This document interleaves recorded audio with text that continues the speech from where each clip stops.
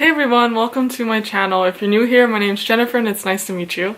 And as you can tell by the title of this video, I'm going to be sharing with you guys 5 tips on how to make some side cash using the app Poshmark. Just to give you a little background, if you've seen my channel or are familiar with my channel or at least seen the last couple of videos I've uploaded, you know that I tend to go shopping a lot and I accumulate quite a bit of clothing. And there's no way that my little closet over here could hold all that clothing. So reseller apps such as Poshmark make it really easy and really great to experiment with my fashion as well as be able to sell things and let other people enjoy the items that I previously enjoyed or previously loved to wear that are still in good condition, thus just recycling clothing, being helpful to the environment, and also making some extra money on the side, which is always good. I've had the app Poshmark for about 6 months now, and it's really easy to get started, especially if you're new to reselling, just because the shipping labels, you just have to print it, and then you could use any of the priority mail boxes, which are free in all USPS mail post offices. Basically, the most stressful part is just figuring out how to ship the item, I feel like, and so having those issues covered by Poshmark just makes the whole process much more easier, and the only thing that you have to do is list your item and communicate with customers and figure out the prices and all that. So that's why I'm going to share with you 5 tips today on how to make that process go well so you can start making that cash quickly. If you couldn't already tell, this video is sponsored by Poshmark, which is crazy for me to say just because my channel is pretty small, but I guess the minimum requirements are pretty low for this kind of sponsorship, but still, I do appreciate it, so thanks Poshmark for sponsoring this video.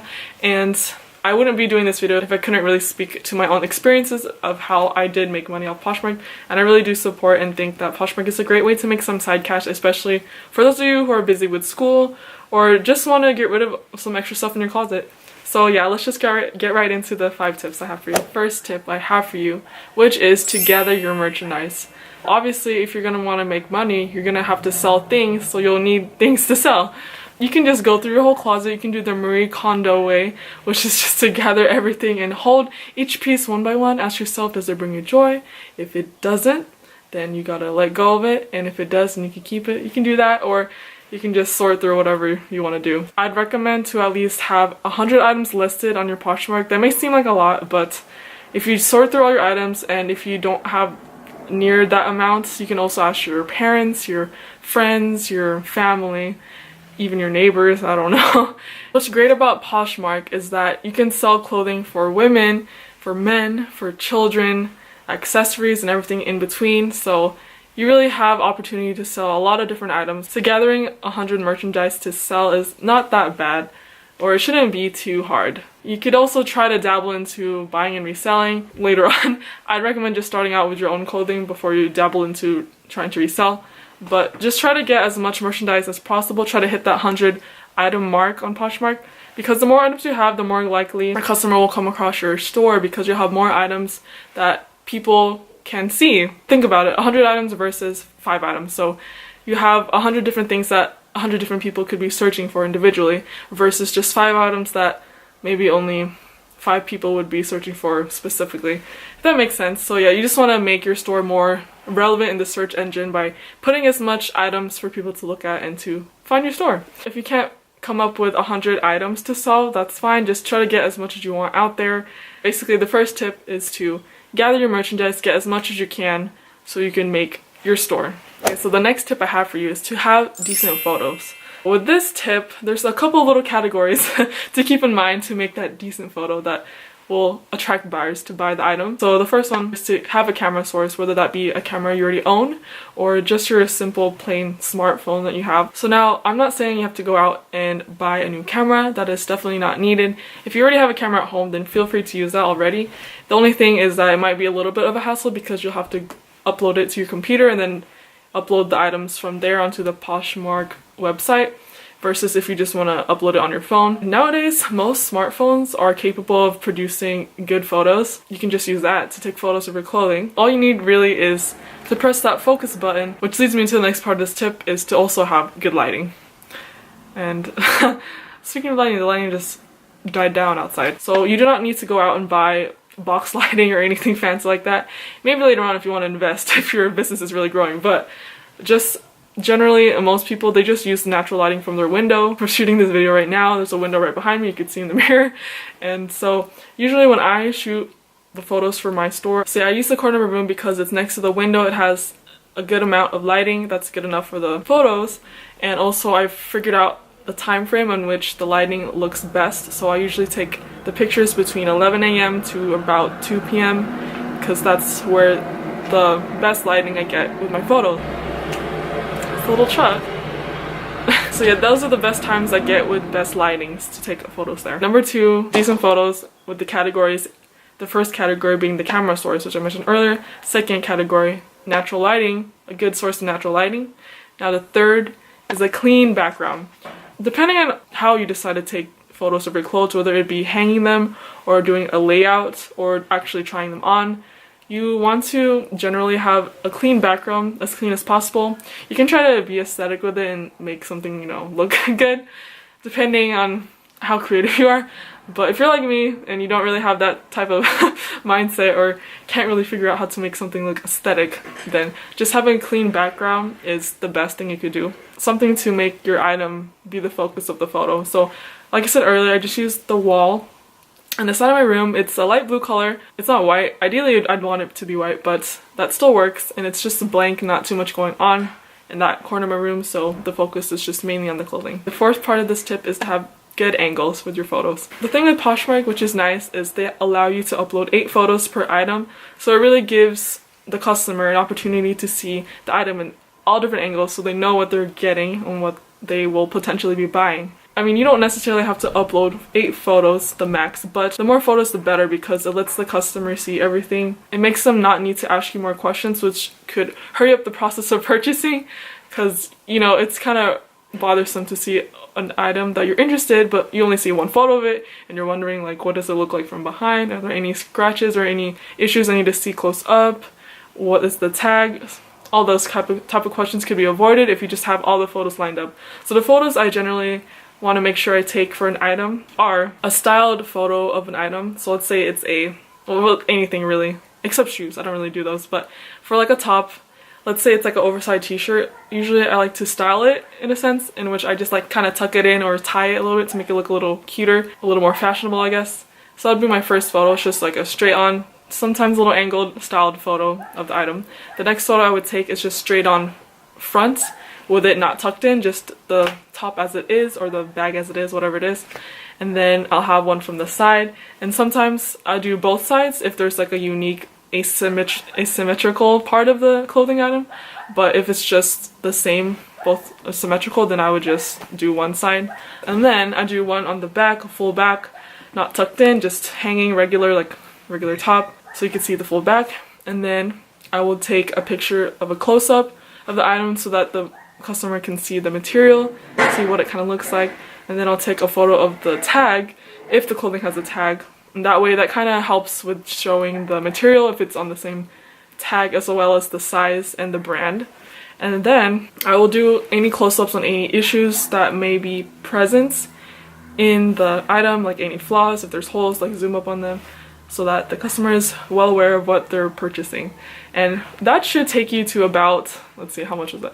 1, 2, 3, 4, 5, yeah, about 6 to 8 photos. And usually that's like perfect. That's the great amount of photos, the great angles that you need to include to make sure your item really sells fast. So yes, that was all part of tip number 2, which is to take decent photos. And don't worry, I'll list all the different tips I have for you down in the description bar in case you get a little confused. Moving on to tip number 3, which is to have a solid description for your item. Looking around in Poshmark, I've noticed that some sellers have very brief descriptions, which isn't the worst thing, but it definitely is not helpful. Like people just list barely worn and that's it.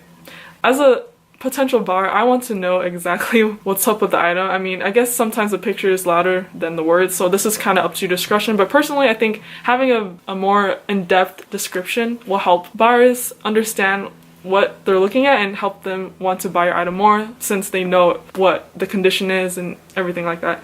So usually what I like to do, even though there's already a spot where you can choose the sizing, I just like to type it out again.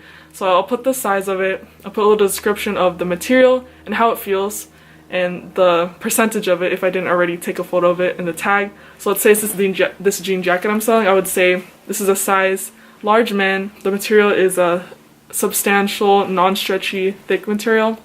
So it kind of gives the customer an idea of what it is. And then after that, I would describe any unique features. So like for this, I would say there are four working pockets, including down here, and there's like stitching details, and it's a cute oversized look. And then after that, I'll do a little cheeky statement like this would look cute on a night out or something like that, like cute paired with so and so item. And then at the end, I'll put the condition. I would put, if it's a vintage item, be like in good vintage condition, no signs of major wear. Or let's say there are some flaws, and I would list flaws in capitals and then list them out. And so that's what I would include in the description. If anything, if you're not going to do any of that, if you think that's too extra, then at least include measurements for things that are relevant, I guess, for dresses and jeans. It always helps to put measurements in case, because customers tend to like to ask that. And to have them ready up and ready to go just makes the process faster, and it just makes buying the item much more likely to happen instead of going through the steps time to ask, or maybe the customer just doesn't even want to put in the effort to ask and just moves on and looks for another item. So you don't want your item to be lost. You want to make sure it's presented in the best possible way so that someone will buy your item. Yes, so that was step number 3, or tip number 3, which is to have a solid description. Tip number 4 is to have reasonable prices. This all depends on your item, the condition, and the brands, and just the dynamics of how they're selling. And this varies definitely from seller to seller. Some people can sell different brands easier than others, but also there are also set brands that do sell at a certain price. So you kind of just gotta get comfortable with it and kind of research it. What's great with Poshmark is that you can search for different brands and different specific items and see what has sold with those brands. So let's say you have a Patagonia, what do you call it, chinchilla jacket, whatever is popular at selling, and you don't know where to price it at. You can search for that specific brand, Patagonia chinchilla jacket, and then see what has sold, and then you can see a general list of prices that they sold at, and then you could list your item around that area. So it's very helpful to making sure that you get the most money out of your item, as well as pricing it within a reasonable range that people are willing to pay for. With that being said, if you have items that are not name brand or are not in the best condition, then definitely consider not pricing it high. Well, things that are in really bad condition you probably wouldn't even want to sell, but for items that are like no name brands, you probably won't be able to sell it for too high of a brand unless it's a really trendy piece, I guess. But just be considerate, like just think about how much, if you were a buyer, how much you would be willing to actually buy that item. And you gotta include, don't forget the inclusion of the price of shipping, unless you give them a discount through Poshmark to discount some of the shipping. But yeah, you just gotta consider these factors and just play around with the prices and see what sells. So have reasonable prices. That's always helpful in letting your items sell faster. And if anything, a rule of thumb, I'd say price your item at least 25% above the minimum price you want to sell your item at, because there is the option for customers to offer. So you kind of want to have some leeway in case someone wants to buy your item but at a lower cost. At least you have some leeway before it hits your minimum. So that's something to keep in mind. Okay, the last tip I have for you is number 5, which is to share, and follow. So basically this is just to be active on Poshmark. What's great about Poshmark, I feel like I've been saying that all this time. What's cool about Poshmark is that it's kind of like it is a community in which you can interact with other people's closets. You're kind of just sharing the listings. You can share your own listings, which is something that you should at least do on the daily. And then you can also share other people's listings. So what sharing listings does is that it allows your item to be put back in the very top of the search page, because it refreshes it and puts in the date and the time that you shared it at, and everything that's been shared most recently ends up at the top of the most recent searches, if that makes sense. So it's always great so that your item isn't like lost behind all the newer uploaded items. So you just want to keep bringing it back up so that people who are searching for an item similar to yours, they'll have more likelihood of seeing your item. Also, what sharing does is that it lets users know that you're still active.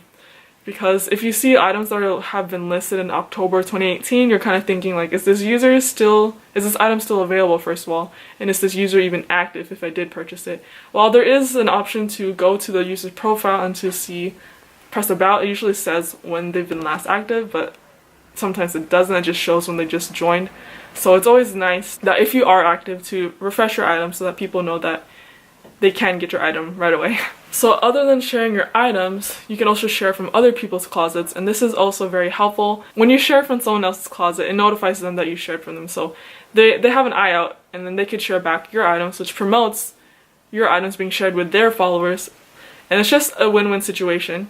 As well as when people follow you, it's always nice to follow back because it also promotes the community and it kind of grows your followers if you follow people back. Sometimes, I mean, I know some people don't want to follow people back, they just want to follow closets that they actually like, which I tend to do that too.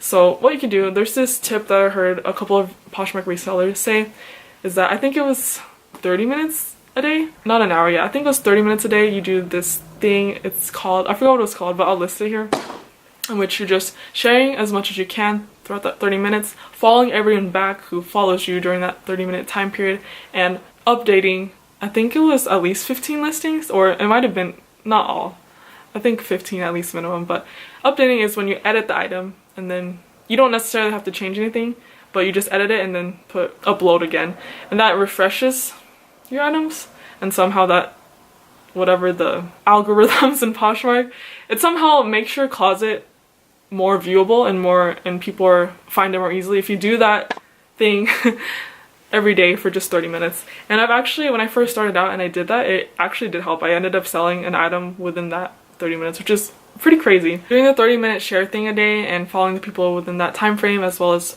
updating your listings, does something to the algorithm that makes your closet way more findable and more viewable, in which people see your closet more often, and then increases the likelihood of you selling. And I did that for when I first started for a good couple weeks, and I ended up selling things like almost every single day. And then I recently stopped just because I've been busy with school, but try it out and I feel like you'll have some results. Like, it worked for me, which is hard for me to believe, especially when I was just starting out, so I didn't even have that much items listed. So it's definitely something that you should consider trying out to resell.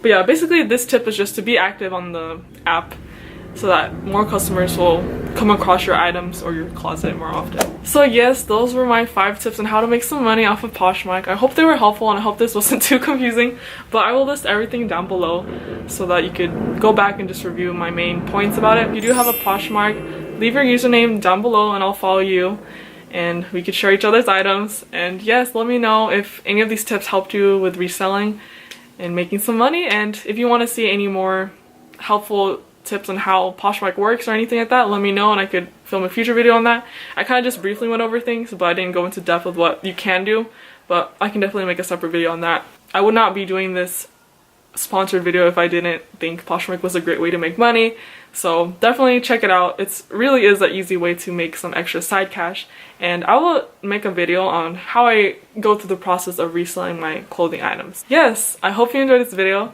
and I will see you in the next one. Bye!